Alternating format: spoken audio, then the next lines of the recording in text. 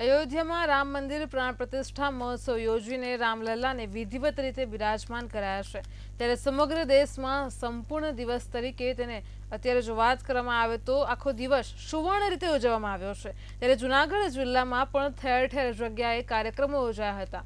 વંથલીના શાહપુર ખાતે 2000થી વધુ દીવડાઓની સંધ્યા આરતી કરવામાં આવી હતી। તો શાહપુરમાં તમામ ઘરોમાં અને દુકાનોમાં તોરણો પણ બાંધવામાં આવ્યા છે, તેમજ ઘરના આંગણે રંગબેરંગી રંગોળીઓ કરવામાં આવી છે। શાહપુર ગામમાં આતશબાજી કરવામાં આવી હતી।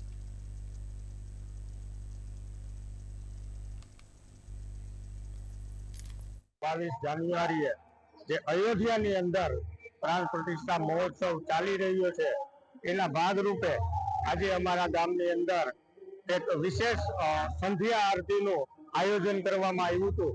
અને આ સંધ્યા આરતીની અંદર ગામના તમામ નગરજનો જોડાયા હતા અને 3 થી 4 હજાર લોકોની વચ્ચે આજે એક સંધ્યા આરતીનું આયોજન, ભગવાન શ્રી રામની આરાધના અને આતશબાજીનું આયોજન કર્યું હતું।